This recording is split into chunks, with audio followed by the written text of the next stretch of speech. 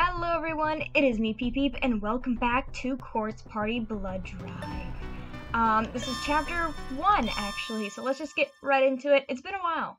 This is returning. I think I haven't played this game in like months because, I don't know, the game takes a while to play and I don't like sitting here for that long to play a game. So, a day had passed since the events of Shigemori Jaku South Apartments. This was to be a significant turning point for me, and Mashida might have been a part of it from the start, except that fate seemed to have other plans for him. Mr. Kun, I have something pressing I need to get to, so if you'll excuse me. No, you sit back down, Sasuke. Your score on that algebra squid yesterday was rather embarrassing, don't you think? Uh-oh, he's getting called out. Like an owner training a puppy. What? Kun, man, I will have to apologize again. I'm really bad at pronouncing names. Gave him a strong glare and held up her index finger in Preedman. For the next hour, I'm going to give you a personal lecture, and you're going to listen. And then, the next quiz will be a stat to pass. But aren't you an English teacher? Isn't algebra a little outside your field of expertise? Anything's possible if you put your mind to it. She seemed a little taken aback by that remark, puffing up her cheeks like a chipmunk in protest. But Miss Kyon, it's startling how alike she is. And how alike she and Miss Yu are. I'm sorry. Looking both bemused and guilty, Mashida tried to get up and leave his seat once in a swift motion, but he was quickly and easily caught, lifted up, and forcefully sat down. Oh my goodness. Miss Kun was smiling. She was actually enjoying this. Oh my goodness, what a weirdo. Who or what am I dealing with here? A demon. Miss Kun was only the slightest bit taller than Mashida. This did make her taller than the average, but her arms were small and frail. There seemed to be no way she could possibly have lifted someone of his build. Yeah, especially so easily. His whole situation was rather bewildering for him, and he made no attempt to hide his confusion. Now, let's begin, shall we? Yes, ma'am. He had no other option, apparently. He was going to be studying algebra for the next hour, come hell or high water. You know, I keep forgetting that this happened, because it's so early on the chapter, and the last time I played this game was like a year ago, maybe 2 years ago. It's been a while. I think I tried to replay it, but I just never did. Meanwhile, at the local cafe near the school, Kishima and I were sitting down to speak with Akio Niwa, the informant who led my friends to me the previous night. Are you alright? Does your stomach hurt? I responded with a dismissive gesture while continuing to rub my abdomen with my other hand. Ever since the previous night, I'd had this constant unbearable urge to pee. And that... oh my gosh, this game and peeing, I swear. Like, this is like in every single Quartz Party game. It's either peeing or something with just some bodily fluid. It's just like, why? What is wrong with that? What the hell's wrong with me? I mean, I know I got really scared and I hyperventilated, but can that affect my body like this? Did it change something in me? It shouldn't. My bladder feels like it's fit to burst. So, where shall we begin? Akio tilted her head and stared at me, looking me up and down, seemingly judging my every mannerism, my every movement. It was making me feel really self-conscious. I covered my abdomen with both hands, as if guarding it from her gaze. Thank you very much for your help yesterday. Think nothing of it. I only regret that your friends couldn't get to you sooner. Kisaragi Academy is quite large, so it took some time to track down Kizuma and the others. Kishima and I stared at one another until still unsure how to feel about this strange new addition to our interests. Ayumi, Kishima, you two are survivors from Heavenly Host Elementary, are you not? We pledged never to discuss Heavenly Host with anyone else, which we'd always assumed would be an easy promise to keep, but now casually and out of the blue, here we are. Here we were. Why? How did you know about that? Well, you've been touched by the ever after. When people come into contact with the beyond, the color of their auras changes to something otherworldly, something I can see. I love her character so much, and replaying it, I can really appreciate her, because I think she's cool. I think stuff like this is really cool in general, like the other world and just this sort of stuff in general. It's my favorite thing. That's also why I really love Ayumi, because she's very into this stuff, and so am I. So, I mean, I don't dig into it like she does, but still. Both Kiyoshima and I were speechless, but I just sat there staring at my palm, subconsciously trying to see my aurora. I guess Akio was smiling at us triumphantly. You said you were an intelligence agent, was it? For the supernatural? And you're a friend of Naho's? That's correct. I'm the one who tipped her off about the Heavenly Host Elementary, in fact. The true source of the deaths and subsequent erasures that had turned our lives into a living nightmare was the Sachiko Ever After ritual posted on Naho's occult log. You know, this is why you don't do random ritual stuff. I'd been a fan of Naho's for quite some time, so when I saw that, I knew I had to try it out with my friends from Class 2-9, which, hey, you know what? It happens. I don't, it's kind of one of those things of, like, hey, you can't trust everything, but, you know, you live and you learn. And as a result, half of those friends were now gone. I suppose you're aware of that Naho was involved in supernatural investigations on behalf of one Mr. Kikibi, no? I am, and I know she hasn't been seen since posting information on Sachiko Ever After.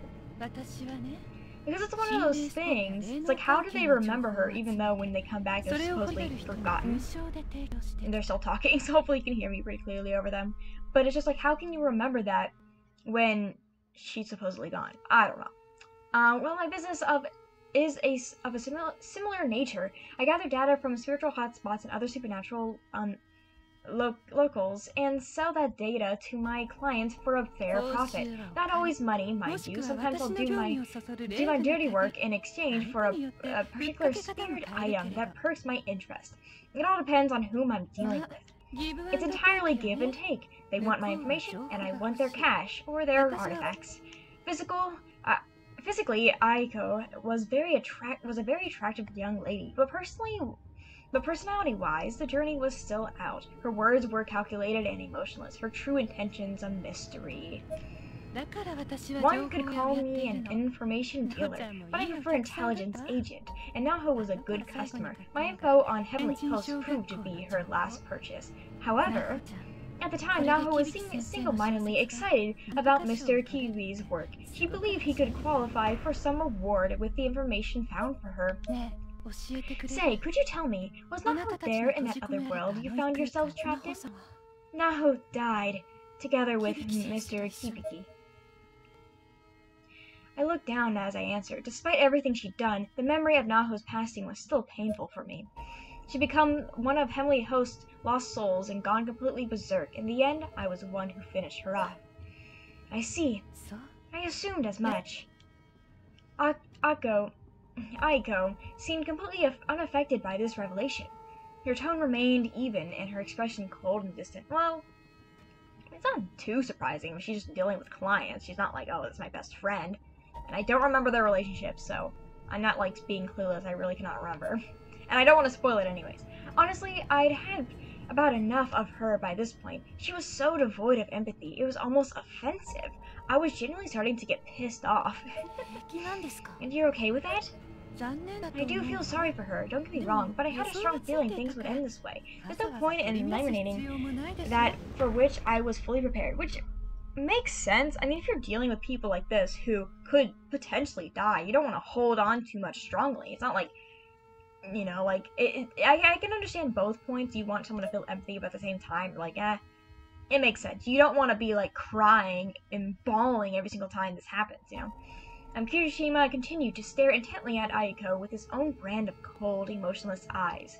He was oddly quiet, though his anger was palpable. I clenched my fist. What about this girl? I believe she performed the ritual alongside Naho.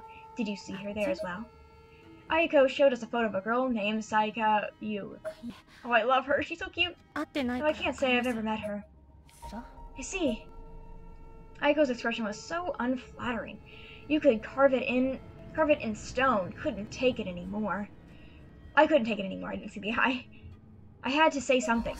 If you're calling Naho your customer, I don't think you can really say you were her friend. My voice was breaking with rage, but even if that hadn't been the case, my face must have read like a book. This icy bitch may have had only one expression, but I sure didn't. Oh my! You really have something against that word? When I deal with my customers, I give them a guarantee of the utmost quality and dedicate myself to their satisfaction. It's an unbreakable bond of trust, like one would have for a partner, and that's not always something you can say about friendship, now is it? I had no idea what to say. It seemed like Ayako was used to this sort of thing. Her response felt carefully rehearsed, like a sales pitch. Finally, Kirishima broke his silence. Hey, I do want to thank you for helping us save Shinozaki yesterday, really. But spreading dangerous information just to pay the bills? How the hell can you sleep at night? Information is just that. Information. It's harmless on its own. There's no good or bad. It's like a tool. It's up to the recipient how it's used. I can definitely agree with that. You know, she's quite smart. She gave them the information. If they wanted to do whatever with it, that's on them. And again, she can't be bawling her eyes out every time this happens, because she knows people can be kind of dumb and not really think too much. Sometimes when you're in the moment, you can't really think. Anything can be harmful in the wrong hands, after all. That's why a cup over there could be used to kill a man just as easily as any knife. You don't even need a cup. You can just use your bare hands. Come on. And yeah, that does make sense. Like, come on, you can stab someone's eyes with your fingers, and that would get dead. The hell it could? That's bullshit, and you know it. Come on, dude. Aren't you like some sort of in something? I think he's supposed to be the bad boy. Shouldn't you know this stuff? Like, oh, come on. I just feel like he's kind of silly. I love him, but I think the blonde's getting to you. No offense to blondes. I like my hair being blonde too. Ayumi, do you agree? Ayako, I'm sorry, but I hate the way you think. I feel it's irresponsible. Her expression remained calm and collected overall, but her eyes blinked several times in rapid succession. Look at her face, she's pretty shocked. It was the first outward sign of emotion we'd seen from her, yet you offended her. Well, now it seems like I've come to be regarded as something of a villain here. I can't say this is new or unexpected, but I never cease to be disheartening. Yeah, I feel like they're taking too much offense to it. I don't know. I get both sides, but I think they're taking a little too offense. Ayako quickly shrugged off her sudden outburst, and was back to her usual icy self. It doesn't matter now anyway. We destroyed Heavenly Host. It's gone. And awkward tension filled the room, or at least our table. Let's get down to business then. There's a reason I sought you out. Something I wanted to discuss with you. Ayako produced a thick, hard-bound file folder from the light blue bag she brought with her. She opened it to reveal several documents of questionable nature. Among them were what looked to be a family tree, as well as numerous pages featuring black magic, symbology, symbiology, or images that looked like tree branches. Black magic spell charts? And is that the Shinozaki family tree? Oh, I think I gotta sneeze. I'm trying to hold it back. You may find what I'm about to tell you a bit shocking. Ayako was looking directly into my eyes now. Her gaze was fixed and intent and unblinking. What Kirishima had said a moment ago is correct. Huh? What do you mean? Heavenly Host Elementary has not been destroyed. It still exists even now. Dramatic. Boom! Take a look at this. Ayako placed a black and white photo on the table. It wasn't the clearest of pictures, but there was no doubt that the location it depicted was Heavenly Host Elementary. In the picture of a small girl could be seen standing in one of those all-too-familiar hallways, holding a hatchet in her right hand. It's Heavenly Host! Where did this come from? We have confirmation. Then it's a photograph I've taken. I didn't have the power to produce a clear image, but this is the current state within Heavenly Host. I don't understand. What am I looking at? I can't even describe what was going through my head at that moment. I felt like I was about to burst. Aiko, however, remained calm as ever while recounting her story. Let's start at the beginning. First, the red box from yesterday. After some time, I was able to open it and found these spirit items contained within. The box I'd found on Makina's futon. Inside it were apparently 2 stones resembling magma, comma-shaped ceremonial objects from Japanese antiquity. Also included in the box were several more roughly hewn stones, as well as a lining along the edges consisting of crumpled pieces of thin white paper. Unfortunately, most of the box's contents were broken or damaged. This pair, however, was still fully intact. They looked almost like a demented version of a yin and yang symbols, puzzle pieces that were clearly built to be slotted together. Aiko now held 1 stone in each hand and was motioning them toward one another as if to drive that point home. Spirit items are, in the simplest terms, items that have been infused with the thoughts and feelings of the dead. Those who bear such objects will be visited by the spirits within them, or at the very least be forever privy to their memories and earthly remnants. It's a wonderful thing. I may not quite look the part, but I'm actually quite an avid collector of spirit items. I mean, no one is really surprised. Kishima and I briefly locked eyes again. We shared the same look of bewilderment. Aiko's personality was much more twisted than either of us had initially perceived it to be. I tried to get a fix on this little girl's thoughts, and in doing so I heard a vengeful cry and saw an image of a girl with braided hair in an abandoned school building. My curiosity having been piqued, I looked out. I took out this camera.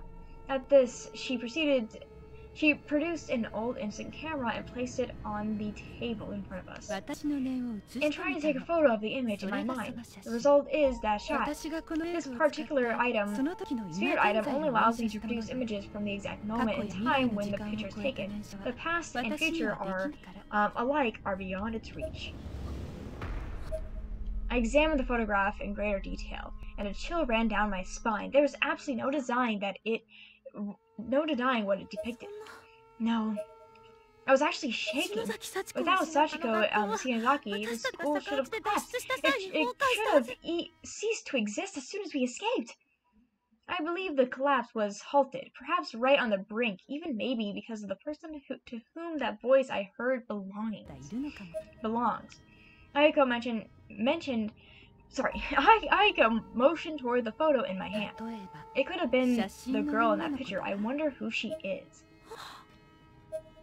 The answer was beginning to dawn on me. A sudden cold sensation exploded through my body, and I shuddered, as if trying to shake off the encroaching realization. God damn! You really think that hellhole is still around? Kishima leaned forward. The conversation was clearly beginning to engage him a lot more than it had could. Heavenly Host Elementary, or rather the dimensional space that took on the form of Heavenly Host Elementary, fascinated me from the moment I introduced it to Nao. I began to research it independently and learned that its true identity is, well, something like a new nirvana, a netherworld or hereafter, an otherworldly plane of death. Though ordinarily one tends to think of there being only this world and the next. A new nirvana? That's correct. You know about Yoshi Shinozaki, do you not? Yeah. And of her clinic, the Shinozaki estate, wherein the grimoire known as the Book of Shadows was located. Oh, we played that game. Yeah. Why? How could she know about that? A million thoughts, a million questions are running through my head. I was speechless. All I could do was sit there and hear her out. It was like a muffled scream or a moan of agony. The sound you make when you want to make a sound, but are barely able to. That one was a little more forceful, accompanied by thrashing. It caused the nearby table light to fall over and roll along the ground. Please, dear, come now. I need to stay calm. This was Yoshiki Shinozaki's clinic, and Yoshi herself was on top of her husband, holding him down with both of her hands. She continued her purification chant. To prevent Seiji from biting off his own tongue, he had been gagged with a towel. Needless to say, he wasn't looking particularly well. Not far from where this was occurring, Sachiko stood aghast, trembling as she watched the proceedings with hesitant, sidelong glances. Shinaza no Akami, who visits the underworld and beholds our foul spirits, guide us to the cleansing waters of the Tachibana on the Odo no Agurahara shores of the land of Tsuzushi. I just realized the spinning thing that loads the thing is the things that connect together. I did not realize that until now. I'm very silly. Senshi, still collapsed on the floor, was clearly suffering. His body was bent in almost an unnatural shape, and he was virginally clawing at his neck. I beseech thee, in the name of divine virtues of the gods gathered here, to wash away the sins we committed and the impurities that dwell within our minds and bodies. Sachiko's father screamed through his gag, foam beginning to froth out from his edges. He was going into cyanosis. Ghostly images of Shinazaki's women from ages past smiled down upon the infant from the ceiling, laughing and mocking his suffering. Worse still, some of the women had traditionally blackened teeth, giving their smiles an unintentionally sinister edge. The atmosphere within the room was heavy, as if spirits occupied every empty corner, dancing and flitting about freely and joyously.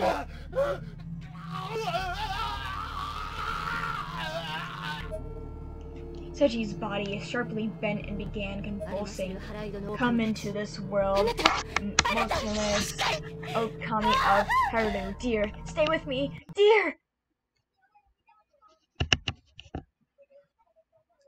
Mirio no Mitama, I beg of you, please do not take him. Her great-grandmother, Sierra, the head of the Shinozaki family, was among the black-teethed women, laughing joyously at Senji's suffering. Daddy! Daddy!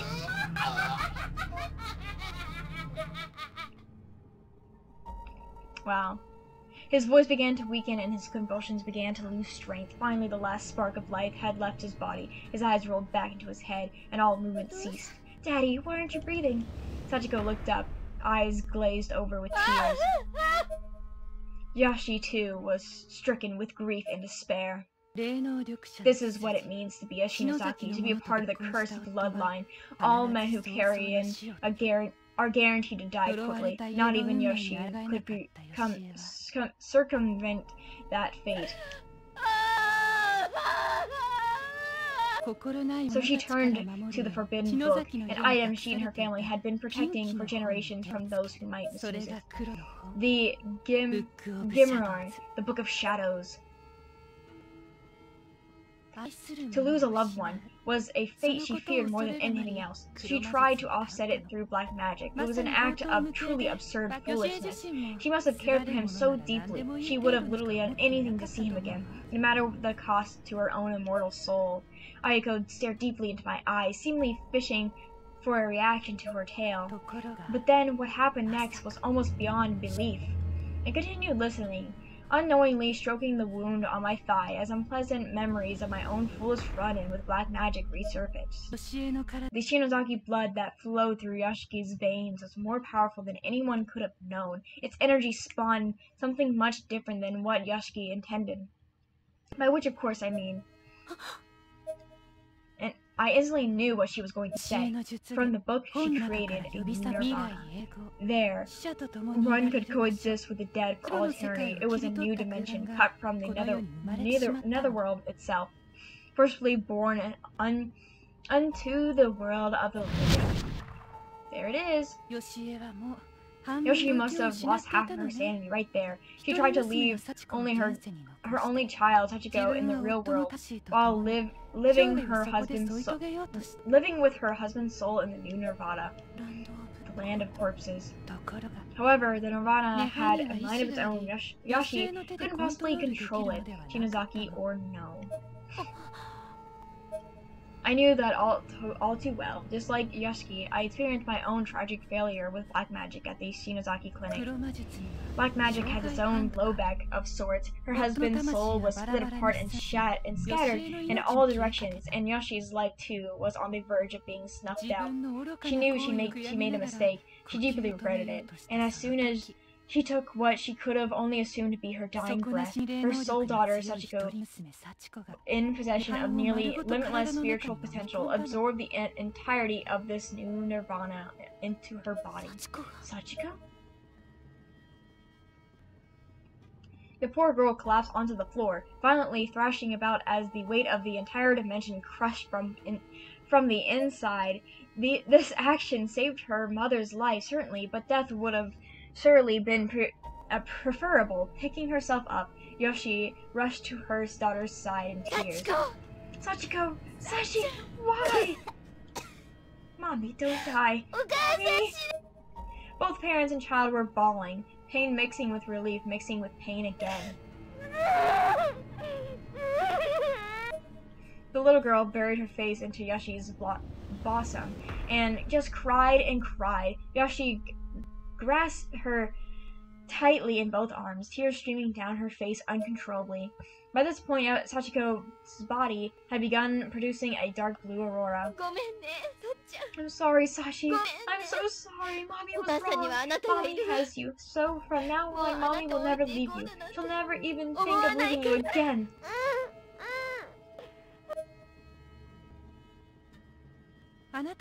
As you know, Sachiko is a direct descendant of the Shinozaki line, a thoroughbred. This means her power is greater than Yoshiki's.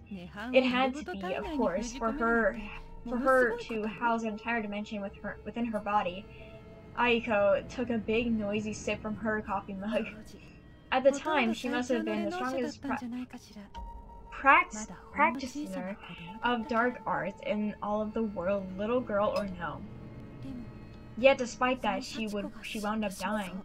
That's right, the same day Yoshiki fell and died, Sachiko disappeared. That was 50 years ago now.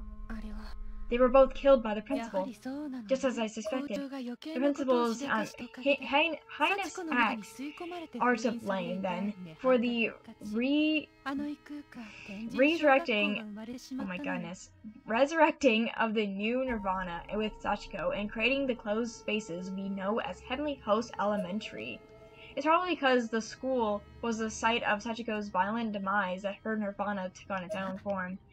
Yet even then, with Sachiko's reborn as a spirit in that realm, she was still all-powerful, seemingly continuing to exert complete control over it. I guess that's why she was able to manifest so many different horrible things in there. This was all starting to make a sick sort of sense. The pieces were falling into place, and painting an absolutely awful picture. I shuddered to myself as I considered it. When you escaped, you removed Sachiko from the equation, but the Nirvana remained, and is going to berserk once more. It should have just disappeared. The world would be better off without it. This entire conversation was a roller coaster of emotions for me. At this point, I was just angry at everyone involved in this whole ordeal, myself included. Now then, if I may, I'd like to discuss something a bit outlandish with you. Okay. Would you like to see your dead friends again? That certainly got our attention. We both perked our heads up immediately. Spirits that have died in the Nirvana are said to roam its grounds, trapped and unable to find rest. As such, your friend's soul may still exist on that plane. There are actually a number of useful magic listed in the Book of Shadows. Aside from the spells Yoshi used to create a new Nirvana, there's also a spell of revival. Nashima and I knew about that one all too well. Forcefully returning life to this plane is, of course, dreadfully taboo, as it's considered an affront to the will of God by virtually all religious organizations. Huh? Kirishima seemed a bit more confused than he probably should have been, though I suspect the look on my face may have had something to do with that. I'd performed that spell, the very one Aiko was describing. It took hours, failed miserably, and killed my sister. All at once, the guilt returned. I lowered my head sullenly. Aiko grinned at me, and I had the sinking suspicion it was because she somehow knew what I was thinking, though I couldn't be sure, and I certainly didn't know how she would. Still, who cares about bullshit like that, right? You can be, blasphemous. You can break every commandment. Bring it on. You'll do whatever it takes to resurrect your dead friends, no? All you have to do is find that book and cast that spell once more within a Heavenly Host Elementary. Your chances of success would be much, much higher there, don't you think? Hold on. Don't you have any idea what you're saying? What happens if things get even worse? I didn't exactly mean to interrupt Kirishima, but quite honestly, I didn't even realize he was talking. I was too focused on what Aiko had just said. You know about it, don't you? Our failed attempt at Yashi's place? Me and Nakashimi? Aiko tilted her head at me, the same wry smile creeping across her face. She'd gone from cold and emotionless to knowing and expressive in a mere instant. I don't think we really believed what was happening to us. It was like a dream. What we saw was impossible. What we experienced was impossible. I thought I was going insane. I shouldn't have been possible. We shouldn't have done it. I just wanted to put all this behind me. But it was real. Aiko pointed to the scar on my neck, then went to step further and lightly brushed it with her hand. I could feel that touch deep within my soul. I suddenly found myself swallowing my next breath, practically choking in thin air. See? You came in contact with something ordinary people could never even imagine. Do you really think you can just turn tail and run from that now? I looked down again, trying my best to avoid Aiko's gaze. Okay. She is coming off a little creepy. Maybe she gets... You know, she likes doing stuff like this, but... You know, she also gets something out of it, so I don't think she really cares. Do you really think I can do it? When had I started crying? I raised my head again, intent upon looking deep into Aiko's eyes as she answered my question, but she looked so blurry through my tears. I could tell, though, that she was smiling at me. It was that same expression, her new standard. I'm not quite sure what you're talking about. Can you be more specific? Can I really... Yes. What is it? I want to hear you say it. What exactly is it that you wish to accomplish? Can I bring everybody back? Nicely done! Aiko patted my head, as one might a dogs after a successfully performed trick. That's funny to me. What the grimoire produces are miracles spawned from the wisdom of the witches, and these miracles hold the power to bend fate, even if that fate is set in stone, so to speak. You are a descendant of the House of Shinozaki, a family of immensely powerful practitioners of magic, and since Hinoi is no longer with us, this is something only you can do. My confidence was being bolstered by the minute, though in retrospect that was likely Aiko's aim. Nonetheless, if there were still something I could do for my friends. But wait, I don't even know where the Book of Shadows is anymore. Plus, you're no longer able to travel to Heavenly Host by the way of Sachiko in the Ever After ritual, now that Sachiko is gone, correct? Yeah, that's right. That's what Yuki said anyway, or Yuki Kano, a girl from the school. Aiko once again placed a bluish white magenta stone, yeah, I think that's what it says, from the box in either hand, this time fitting them together, though not quite the way they were supposed to interlock. That's where these come in. What are they? They house an exceptional amount of spiritual energy, as one would expect given that they're spirit items from the Shinozaki line. The voice I heard told me about them. They're called Ever After Stones. Ever After Stones?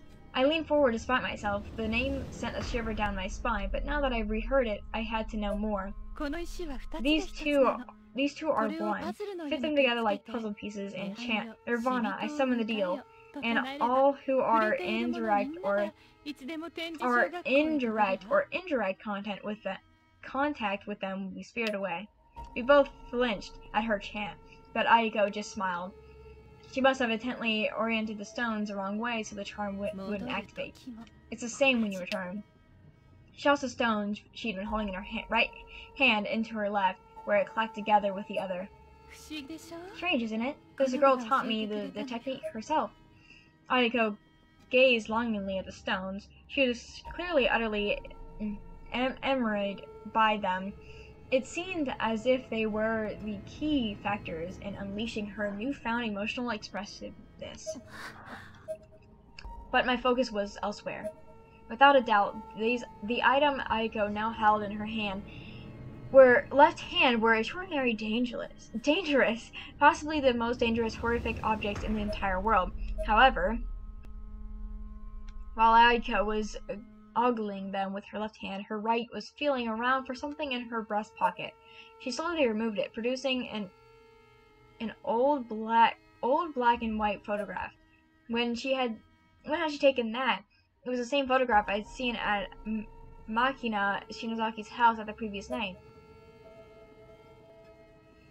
It depicted a young Yashi alongside her mother in Makina. When Yashi was in her teens, she adored her aunt Makina and would often go over to her place for a visit. The Shinozaki family was world famous for their spiritual abilities, and this was when it all started. The surviving elder of the Yurgira society felt it was too dangerous to leave these items for the Yurchibas, so he came here intending to steal the Book of Shadows away from them. But he felt it would be even more dangerous for the book and stones to remain together. So while he gave the book to Yashi for safekeeping, he gave the stones to Makina. Yurgira society, Matras? I never heard of these terms before at all, and then there was that damned Book of Shadows again. Why did that have to keep coming up? You removed Sachiko's Shinozaki from that school, and in doing so, you created the perfect storm of opportunity. Two-way travel to and from that dimension is now possible. It's no longer a one-way road. A new spiritual hotspot, something not of this world, has been born. She thrust the ever-after stones toward me triumphantly and continued to make her pitch, growing more and more excited by the second. She was legitimately speechless. What could I say? Don't you see that place is a gold mine? People can no longer claim the world of spirits is fake, or that spiritual investigations like myself are lying. It's all different now. Occult research can be legitimized. I'm even considering bringing people to that cursed dimension on tour if I can, to make a little extra cash. Kirishima and I both reacted to this preposterous suggestion. With the start, she couldn't possibly be serious, could she? I deleted the proxy doll data from Nahyo's blog, so no one would be able to jump that way anymore. Only I possess the means to enter that place now.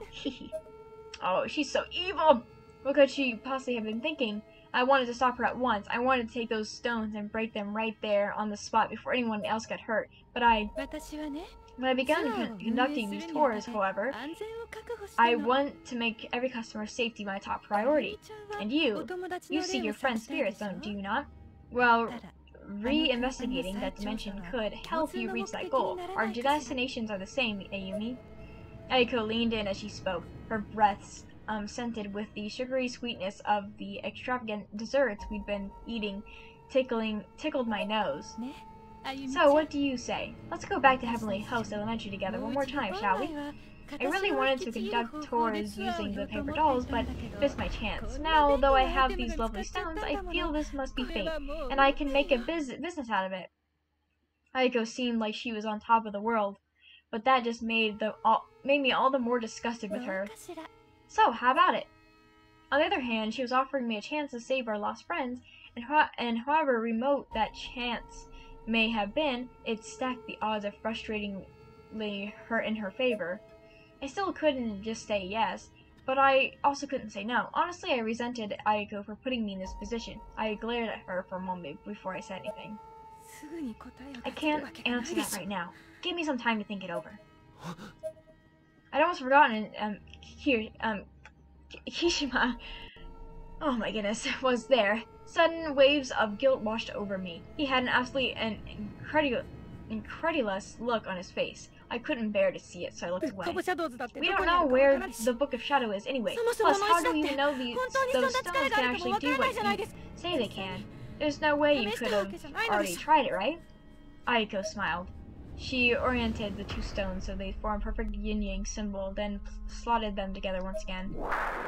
Immediately, the stones began glowing with a bluish light, white hue, and a stream of energy started to form around her. You gotta be kidding me. Aiko continued smiling and looked directly into my eyes. Hehe, no need to decide now. Think it over. Yes, it's true. The full range of these stones' power has yet to be tested, so their true danger is as of yet undetermined. She slowly separated the two stones as she said this, and the energy surrounding her dissipated. But they're from the home of Makina Shinozaki, from a prominent branch on the Shinozaki tree. Their authority and the incredibility of my intelligence is hard to dispute. Hell of a thing. Can I see them? Kirishima didn't wait for an answer. He grabbed the Ever-After stones from Aiko's hands and began examining them carefully. Hard to believe this is what was in that box. You weren't planning on keeping the stones all to yourself, were you? Aiko seemed taken aback by the question. Way to go, Kirishima. You managed to catch her off guard. Half the credit for finding them is due to Shinozaki risking her life after all.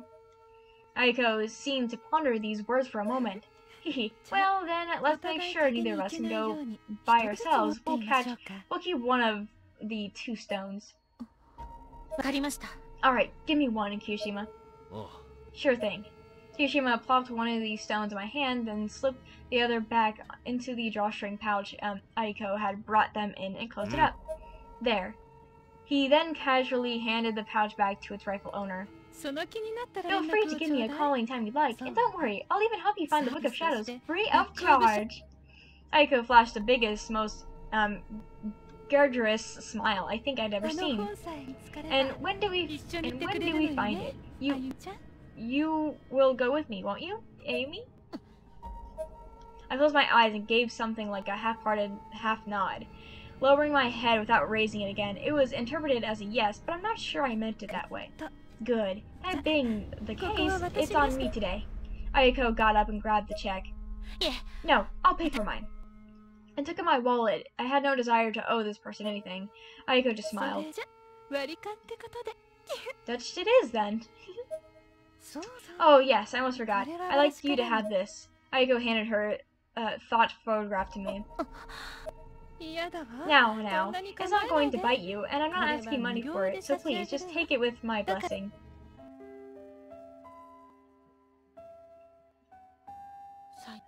I despise her. Me too. I love them so much. They need to just hug it out, and just be in love. I mean, they have a crush on each other, but still. Shichimoto, Shinotara, Shijimori, and Miss Yu. As soon as I'm done with those four, I'm breaking this stone. Yeah, I'm right here with you. Better make sure to break the other one, though, too, while you're at it. As if he'd been waiting for this cue, Kichiro pulled the other stone from his pocket. She's Numa? She doesn't know what it's like in that school. I mean, she was actually getting excited about going there, so I helped myself when she wasn't looking. Hideshima, that's amazing! You're terrible! Hey, serious business calls for serious action. Though, Shinozaki, I don't know how to say this exactly, but the whole resurrection thing, the whole situation with Shinizumoto and the others should probably just be left alone, don't you think? You've gone through so much already, and have come already really close to dying, and I don't think any of them, not Tsutsukimoto or you, Shinuzara or Nishorji, would want that. Hey, I'm gonna say their other names. Just say they're like their main names, because I just hate saying their I think it's their last names. I like saying their first names. Or whatever it is. I think it's the opposite. I forget, but whatever. I just, it's so annoying, because I don't recognize them by those names. But that might not be true. Damn it. Shinozaki, just stop. You know how much Sachiko and Yoshima have been worrying about you? I'm sorry, but Kichishima, please, you have to understand. I just need a little more. You need to humor me for a little bit longer, okay? Please just let me do this. Hug it out. Fine, but listen, you're not doing it alone. I'm going to keep one of the stones. Okay. Oh my gosh, look how cute! It'd be alright, you know? I turned my gaze up to meet Kirishima's eyes. My eyes must have looked like saucers, windows into a mind full of worries, ideas and fears speared by this unexpected turn of events. If anything happens, don't hesitate to call me, okay? I'm here for you, and I don't want you blindly rushing into dangerous situations like you did yesterday. Look, I cannot believe this. This is so cute. I may not be able to offer much, but I'm confident I can at least protect you from harm. Kirishima patted me on the head, reassuring as he said this, and I had no idea how to react. This is so cute! I felt warm and safe, but also a little annoyed, much like a younger sister being simultaneously comforted and scolded by her big brother. All I could say in response was, "No! Don't say stuff like that! You guys love each other!" Okay. I could feel my eyes still bulging from my head, open as far as my eyelids would allow. I imagined how I must have appeared to Kirishima and was momentarily embarrassed. Come on now, let's get you home.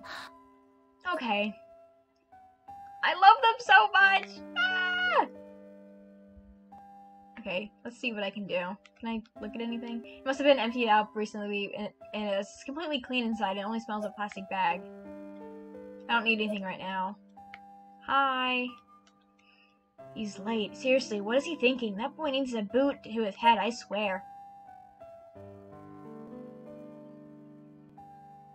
Oh, I forgot. I can't run too much or she'll, like, die.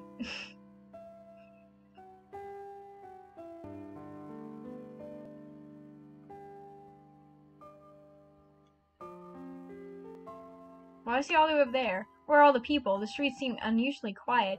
Is it just because of the late hour?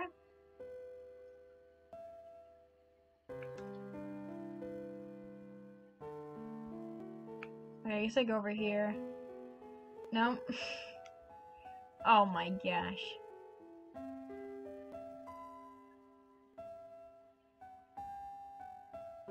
Walking very slowly because I can't really run. I remember running up these stairs with Mayu Shizumoto.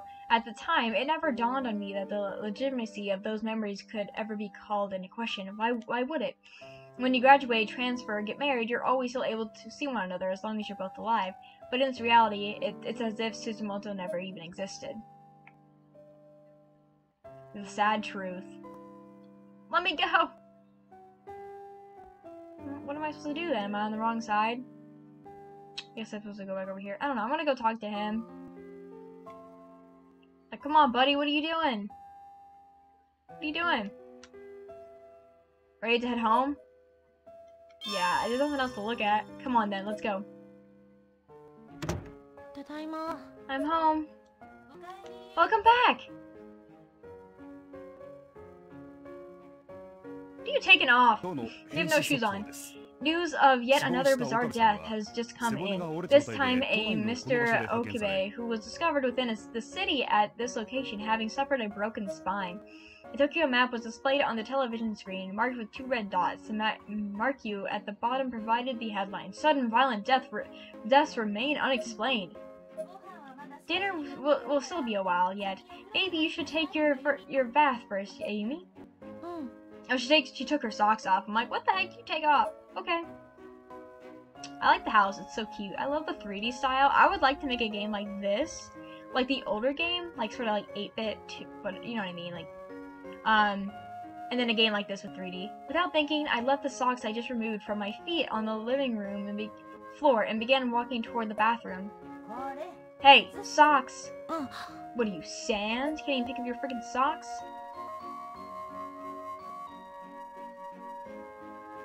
This is a bad habit of mine, so ingrained within me that it had almost become a ritual. Mom did well to have caught it so quickly. I grabbed my socks and left the room. I go to my room and take my socks off, but, you know, I'm a normal person, okay? Unlike you, Ayumi. Can I really bring them all back? If I use the Book of Shadows inside Heavenly Host this time, it might just work. I set my bag down in my room quickly and automatically grabbed my sweatpants and spats. What is a spat? And made a beeline for the bathroom. Maybe that's a shirt. I don't know. I guess it is, like a brawl or something. When I got there, I threw my socks into the hamper with purpose, then began peeling off my school uniform. As I observed myself in the mirror, I began to murmur, blowback. If I'm not careful, the same thing could happen again. Those burn marks on my neck and arms were eternal reminders of what I'd been through at the Shinozaki estate. I could clearly remember the agony I went through as they formed. I remembered watching them scar into my flesh out of thin air, blood spurting from them as if I'd been knifed. I only survived within Hirano sacrificed herself in my place. I have to do it. I tried to force self-confidence into my expression when it wouldn't come. I slapped my cheeks hard. It was in me somewhere. I just needed to be yanked out in the open. You have to do your best, damn it.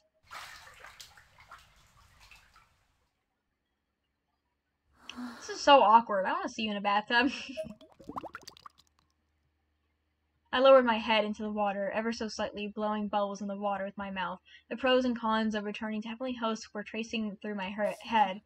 This is the power to challenge fate itself, to rewrite it, and I'm a Shinozaki, so this is something only I can do. I have to show everyone that I can bring them back.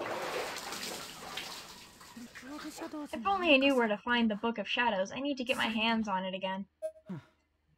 You're seriously going to look for the Book of Shadows? Your lack of sense never ceases to amaze me. This was just about the last thing I expected. I couldn't help but scream. It was that same boy who found his way into my room last time, wearing the same exact clothes. He spoke to me without once turning his head to look in my direction. So you know about Nirvana now. You finally pieced it all together and realized what you have to do. He smiled, still facing away from me. It was a confident yet sinister grin. Why?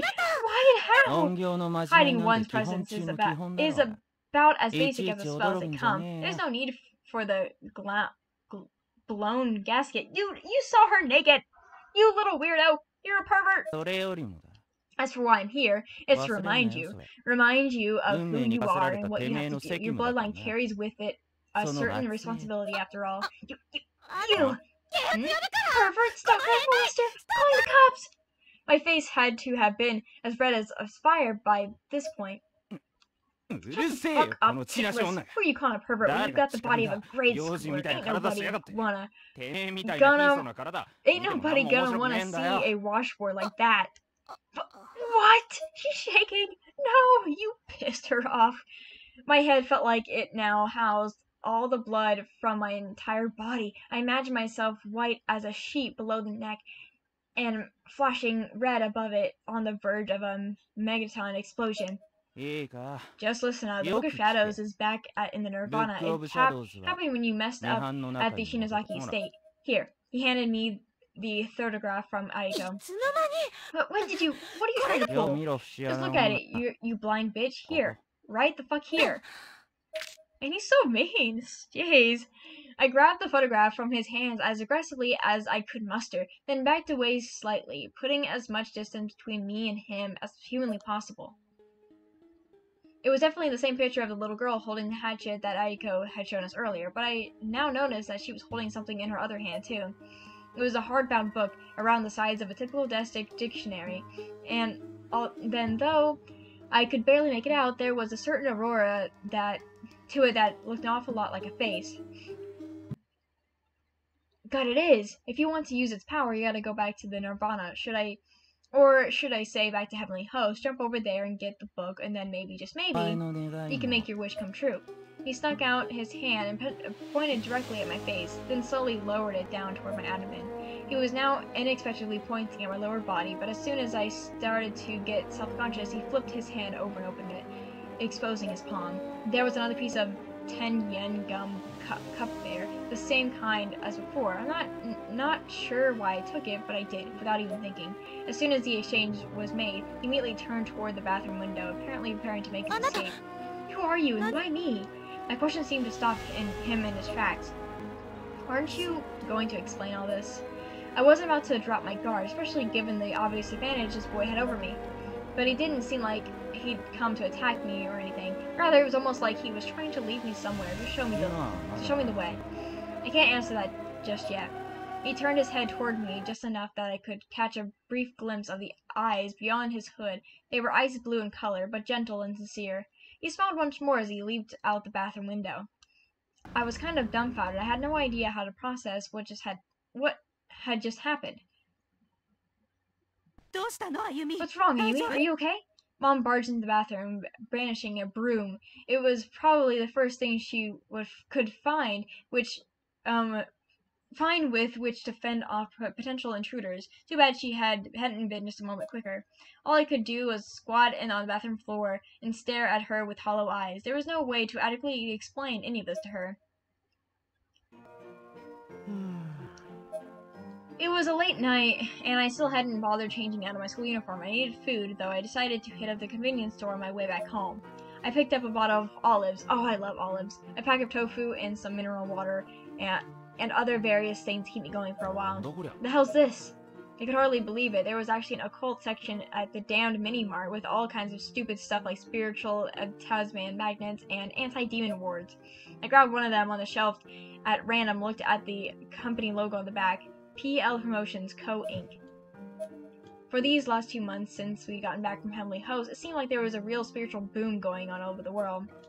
Whenever there had been a strange death or something, the public would be all over it, downright excited about the possibility that it might be supernatural in nature. It was all over TV shows and magazines too, with independent researchers checking out spiritual hotspots and giving fantasy new age advice to people just to boast ratings or sales. And now this exorcism merchandise next to prepackaged cupcakes and ready-made dinners. Get your talismans and the corner store now, huh? Not too long ago I'd had made fun of this crap. I guess it's not such a laughing matter anymore, though. Never thought I'd see the day when I picked one of these things and wonder if it actually works. The item I was examining happened to be one of those spirits talisman magnets, seemingly the last one in stock. An old lady. Oh, I didn't mean to do that. He ran. I think she ran at him. What? She glowered at me for a moment before taking her prize over to the register, and I just stood there staring blankly as she walked away. Hell? Thank you very much.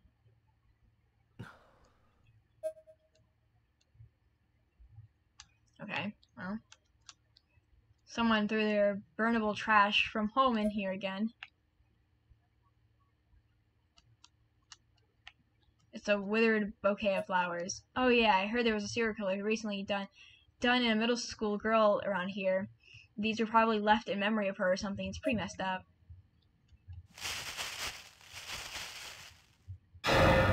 What the? That's a cat. Phew, just a cat. Don't I feel like an idiot now? It's late. I just want to go home, I think. Oh, okay. So this is where he goes home. It's late. Oh, I guess he goes over here. Okay. I'm sorry.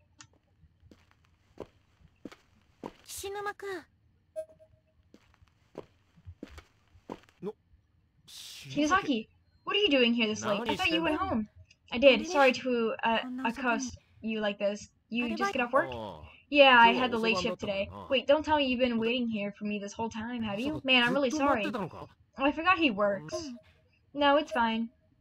It was just actually a really chilly night. I could see Shinozaki's breath dissipating around her chin in frequent bursts. It's not fine at all. You're shivering. You can come in if you want. I'll get you some hot tea or something.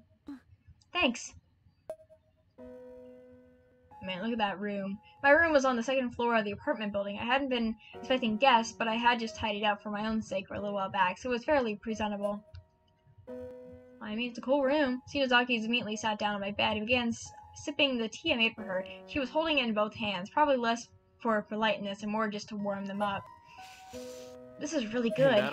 Isn't it? It's for my sister. She sends it to me all the time. She says it's made from really good leaves.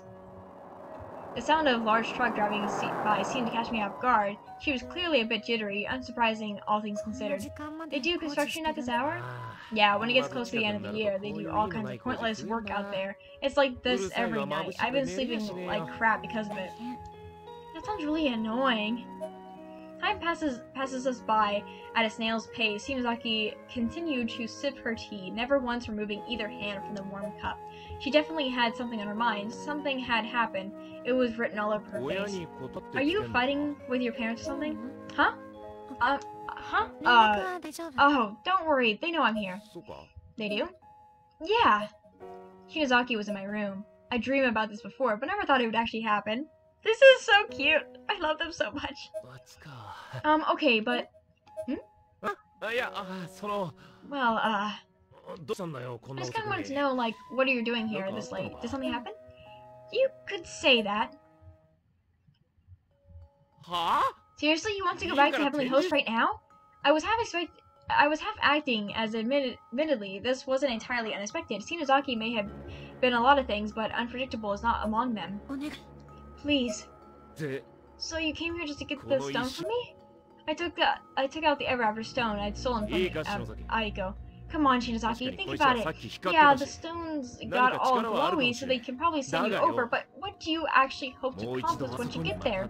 What if you get stuck again and can't get out? You'll die! And if you die over there, your existence will be erased over here, and you'll be gone. I tried to be as strong and commanding as I could possibly muster. I needed her to realize what a bad idea this was. I don't care if I'm erased. I just want to save our friends. Save them? The Grimoire, the Book of Shadows, I know where it is. The book you were talking about earlier? Yeah, here, look. She had the photograph thing from Aiko with her, and was pointing to the little girl's left arm. It's been staring at us in the face the whole time. Look in her hand. That is the Book of Shadows. I didn't have to look very hard to see it, but... Okay, so she's carrying a book, fine, but do you have any proof that it's the Book of Shadows? No, but I don't think it could be anything else. You don't think. We just have to go to Heavenly Host and get it back. Then we can save everyone's souls from the Nirvana. We can finally resurrect Shishimoto and the others. How could I argue with that? There were so many assumptions being made, but she was so sure of herself, so certain that this would work. She wasn't about to listen to reason. Shinozaki shook her head furiously, like some sort of violent shudder. It almost seemed like she was trying to shake something loose from her mind. But can these rocks actually take us back to Heavenly Host? That girl, what was it? There was something just not quite right about her, don't you think? Well, we don't know that until we test them, now will we? But if they do work, the souls of our friends are on the line, and I believe we have a real chance of saving them. Shinozaki. She still had deep scars along her arms and neck. Anyone could tell at the glance that she was recovered from a serious accident. She sounded so assured, so self-confident that it was hard to take any of that seriously. This was the first time in my life I found myself tearing up over someone and not being embarrassed that I was crying. Honestly, it surprised me even how deeply I cared about Shinozaki and how much I just didn't want to lose her. My eyes were getting hot and glazed, and I felt utterly helpless. I can't talk about this with anyone else, but you trust me. Kinizama, don't you? I was at a complete loss for words. I found myself literally scratching my head, trying to come up with a good answer. This was Shinozaki, and she had come to me for more support, for encouragement, for peace of mind. It was really the first time she ever truly relied on me, ever truly counted on me. Crying right now. I knew then what I had to do. Damn it, you know what we went through in that piece of shit school. There's no telling what we might be waiting for us over there now, but if you're really sure about this, we should do it. Honestly, I have no idea what the hell you're thinking, but I promise one thing, and I intend to deliver on that. What one thing? That I'd protect you no matter what. Shinozaki and I stared into each other's eyes for a moment, each of us trying to figure the other out. Don't worry, everything will be okay. I tried to force a smile. Shinozaki had basically curled up into a ball at this point. Her tiny body collapsed in on itself for support, but now, all of a sudden, she unfurled herself and glared at me. I couldn't tell if she was mad or happy or what her eyes were, either like daggers or saucers. I couldn't really make out which. Maybe she'd come here expecting me to actively shoot down her ideas or something. Maybe she thought she'd be alone in this. Maybe she'd figured out what I was up to. Maybe she'd been expecting me to say exactly what I said to her, and maybe it annoyed her. Either way, tears began to explode from her eyes so quickly that red bags were forming under them almost instantly. She then turned her back to me, with one seemingly unconscious spin of her body. Huh? Shinozaki, are you okay? During the day, you remember when you patted my head. She seemed like she was trying her hardest not to let herself cry, though it wasn't exactly working. Huh? I did? Yeah, you don't remember? She paused, seemingly waiting for me to answer, but I had no idea what to say, and absolutely didn't want to say the wrong thing, so I just stood there like an adult. Like an idiot, I think that's what he said. I clicked too fast. Never mind then. If you don't remember, that's fine. Finally, she turned back to face me, her tears mostly dry, still a little self-conscious about crying, though she kept her eyes closed, a telltale frown belying her confidence. There was absolutely something between the lines for me to read here, but hell if I knew what it was. Ah, here, let me see your stone. Huh? Okay. Shizaki removed the Ever After stone from her pocket and placed it squarely in my hand.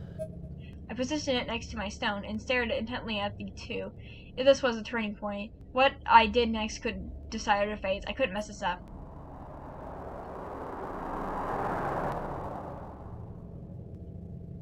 Outside my window, I could hear the sound of construction vehicles driving by. It was now or never. In as close to one solid motion as I could manage, I opened my window and chucked the two stones out into the road. Hey! I timed it perfectly, and my aim couldn't have been better. Another truck was about to pass by, and the stones were immediately in its path. The sound I heard was a satisfying crunch. It was the sound of delicate glass, like rocks breaking into tiny pieces. Shizaki had rushed over to the window and directly witnessed the fate of the Ever After stones. As soon as the truck drove over them, she collapsed to her knees. Like I said, I protect you no matter what I have to do. I couldn't even finish my sentence before Shinazaki's palm slammed my face from the incredible force. A loud smack of flesh on flesh echoed throughout the room. The side of my face was immediately in pain. I began rubbing it with my hand as I looked into Shinazaki's eyes.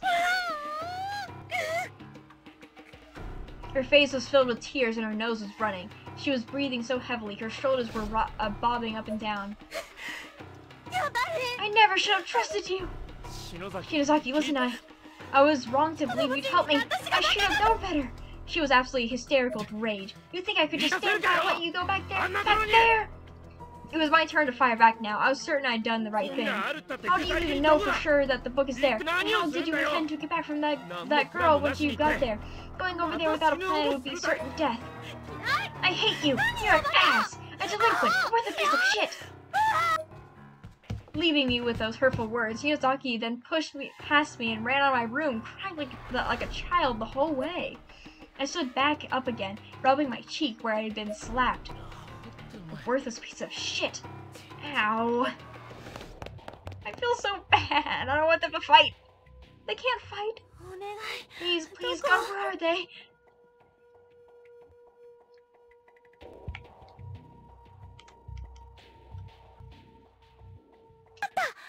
Found them! They're okay, but they run over by a truck. Why would that matter? Those aren't just any old stones. It's a kid again. You! The method is in your grasp now. Rested from your position, now it's time to indulge in what you've won. To push forward and put that method to test. You can make the jump now. You're so much more than those filthy peasants. You can surpass them. You can inject your own will with into the fabric of this world. Are you on my side then? Shizaki! Shinuzama. I'm miles ahead of this trash. Huh? Who the hell? It's like I passed in front of Shinazaki's place. They're still intact? Damn it! Shinozaki, give them to me. No!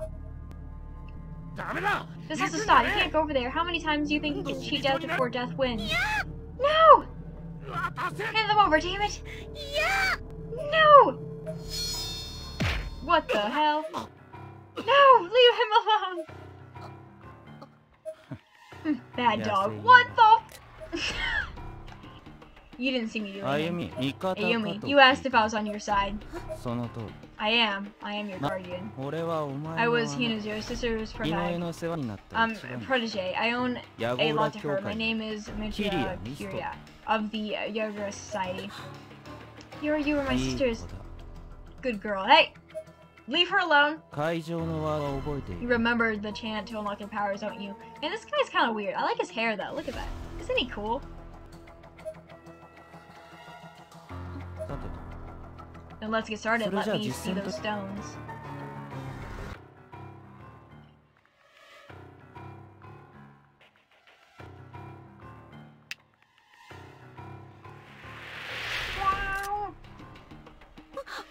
Hold on tight to me in here. A good luck charm. Don't lose it. So cute. I love his hair. It looks so cool. Look at that thing. It's so weird looking. Obtain Metro's charm, the Ogress Cube. Shinozaki, don't go! Don't! I'm sorry. You don't need to worry about me anymore. Shinozaki. You should live the life of a peasant. It's only fitting. Stop. Look at her face. Nirvana, I summoned the dead. Shinozaki! Weird cartoon thing. This can't be happening. Shinozaki! Shinozaki! Damn it! Why? God damn it!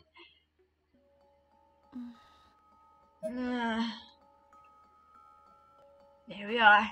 Where am I? The stench, this heaviness. Man, we're an hour and 10 minutes in. Holy crap. Oh, man. It's Heavenly Host. Mitsuga, where are you? The Raptor Stones. They're gone! What do I do now? Mitsuga must still have them. But without them, without those stones, I can't get back. Mitsuga! I'm all alone in the school again. God. No, I can't start panicking. He's somewhere. I'll find him. I'll just show. This is just how it happened last time, too. Oh my gosh. They didn't really startle me that much. There he is. Oh no.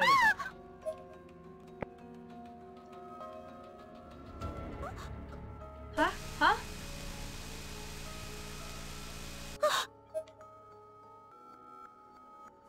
Kill curse. It's like a pomegranate.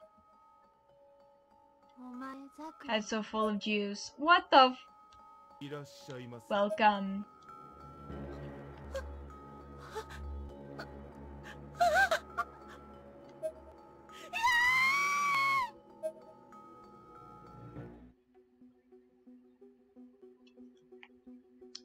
Okay, well. Heavenly Host Elementary. Notice to all faculty students. Due to the recent kidnappings, caution is highly recommended during all daily activities. In each instance, the victim was taken quickly and unexpectedly, so please remain alert and aware at all times. Principal attackment and... okay.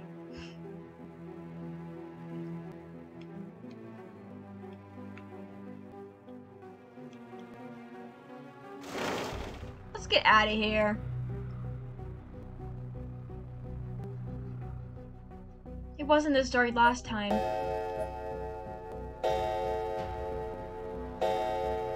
The school is so freaky. There wasn't a clock like that in here last time either. I guess things really are different now. I hope Mitsugo hasn't gone too far. I don't even know his phone number. Like, that would work anyways. Actually, I should leave a message for him.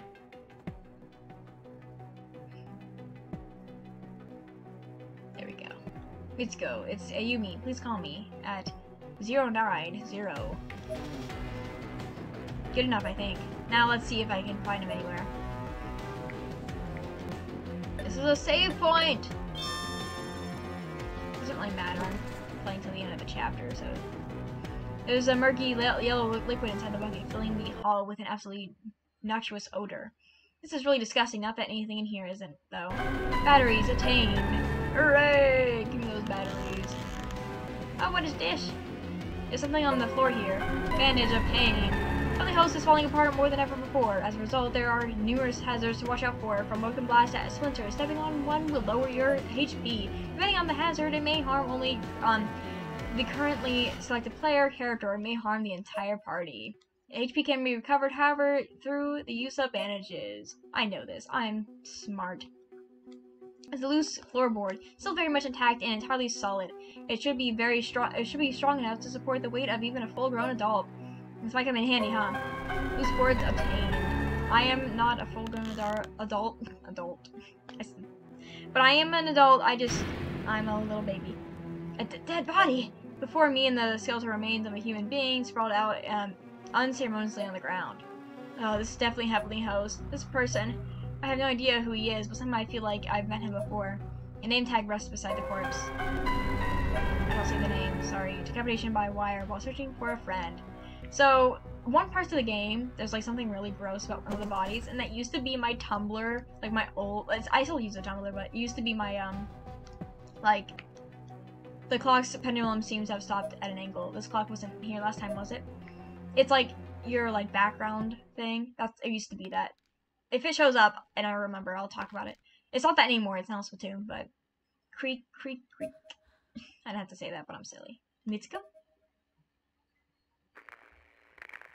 Let's go.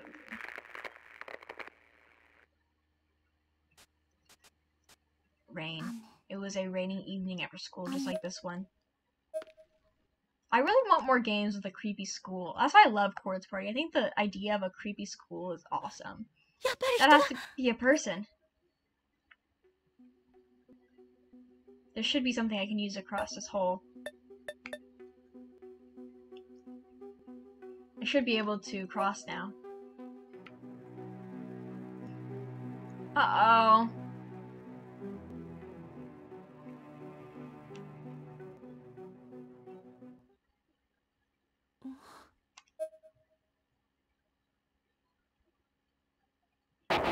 Oh my gosh! I do not remember that.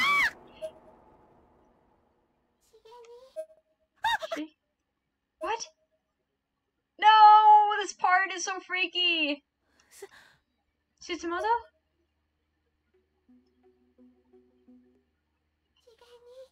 Shig.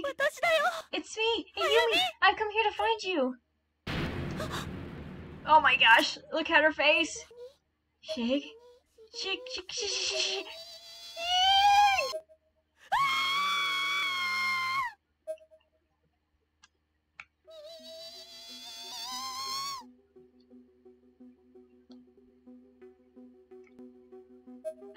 I could probably lose her if I hide in here. You can hide in lockers to avoid harmful entities. However, if you're spotted by the entity while trying to hide, it can easily pull you out. When an entity is near your hiding place, a red circle will be displayed to indicate danger. As it moves farther and farther away, the circle will return green and eventually go away completely. If and when the coast is clear,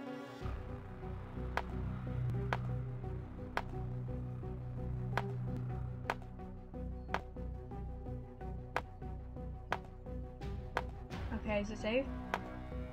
It's safe! Okay. I'm clicking A. Press A to confirm the button it had any place, but beware if there are any entities in sight. You'll be immediately chased by them, so make sure you time your exit well. At least I was able to get away. I have to hurry and find Mitsuki, though. Well, I want to see what this is. What is this? It's like a spell symbol. That's not encouraging. It's creepy, though. I wish I could turn up my camera a little bit, just so I can take a better picture of it. I like taking pictures of it, okay? There's no use hiding. You are always being watched. That's freaky. Can I go in here? The door is affixed to the wall like a model. It shows no indication that it's ever meant to be open. And I prefer playing this game than the other one. Because, I don't know. I like these games. Oh, no!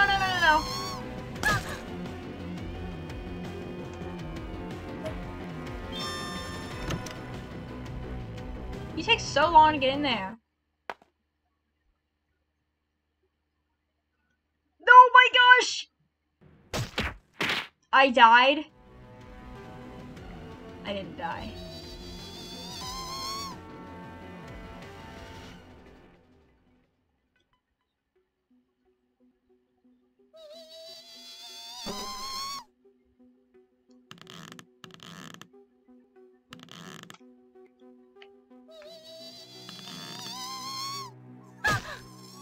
Oh, come on. Get out of my face.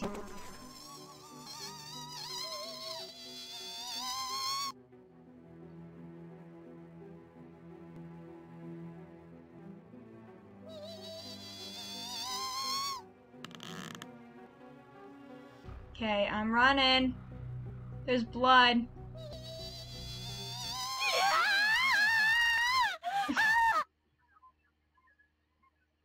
It's kind of funny. Uh-oh. Yuki! Yuki, help me! Girl, why'd you do that for? My chin smashed against the floor and the wind was completely knocked out of me. My entire field of vision turned white, as if I'd been drenched in some unholy, preposterous. What is even that word? Hey, girl. Yuki. Oh my gosh! Creepy guy. No! Then everything went black. Various instinct forms blurred together in front of my eyes, and all of a sudden it felt like as if not my body, but my mind had been shattered to pieces. Did I die? Oh. Okay, I didn't die. That's the end of the chapter. Oh my gosh, an hour and 20 minutes. That was quite long. Okay.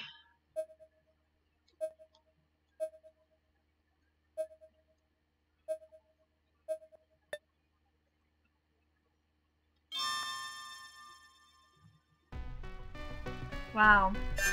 That was cool. Alright.